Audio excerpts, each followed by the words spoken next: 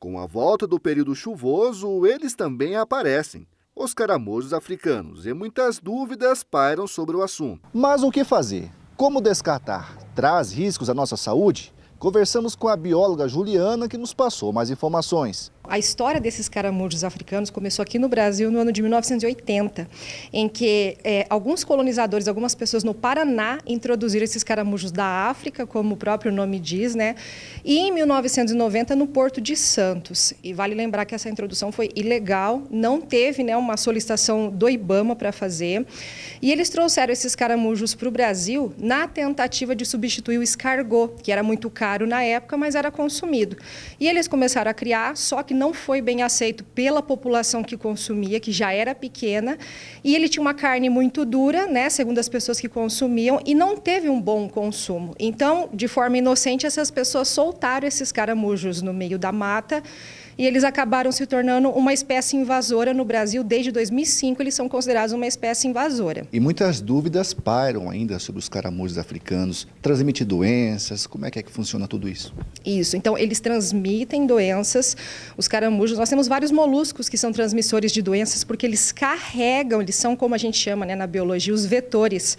Então, no caso, para a espécie humana, esse caramujo africano, ele é bem perigoso no sentido de carregar um verme que causa uma espécie de meningite. Ela não é tipicamente humana, ela é com outros animais, ela acaba contaminando outros animais, mas pelo fato do humano estar em contato ou com esse caramujo ou comendo algum alimento por onde esse caramujo passou, pode acabar se contaminando com essa meningite e ter sintomas clássicos de meningite, como dor de cabeça, febre, náuseas, vômitos. Eles se procriam geralmente em locais que tem muito lixo, muito mato. E ainda está falando sobre a dengue também. É importante, uma das prevenções é estar sempre limpando e deixando tudo limpo para evitar a chegada deles. Isso, exatamente. Ele é um caramujo hermafrodita, então ele não precisa, né, de um parceiro ali para poder se reproduzir. Então eles se reproduzem muito. Eles colocam na faixa de 200 ovos, eles têm de 5 a 6 ninhadas por ano. Então é uma quantidade muito grande.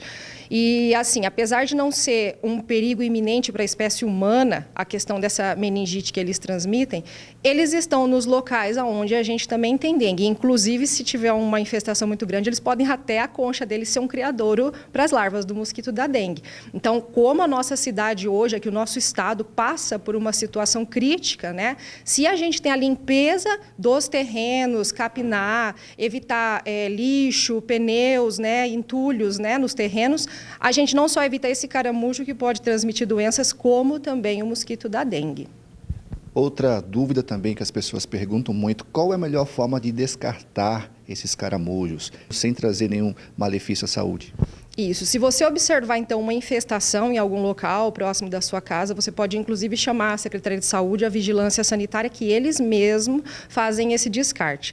Se você encontrar na sua casa ou em algum local próximo, de preferência, ou no início da manhã ou no final da noite, você pode recolher esses caramujos com luva, sem entrar em contato com a casca deles, juntá-los num recipiente, num saco, e a principal instrução que eles dão é para colocar cal virgem, amassar e colocar eles mortos no lixo comum para ser recolhido.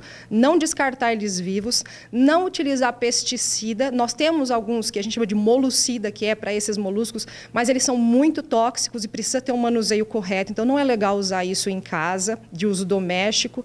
E não é também interessante a gente colocar o sal, porque se a gente começar a jogar sal nesses terrenos ou nesses animais, a gente prejudica também o solo. Então, a melhor forma de descarte é essa. Se você tem dúvida, se você não consegue fazer e tal, é sempre bom chamar, até porque nós temos também na região o caramujo nativo.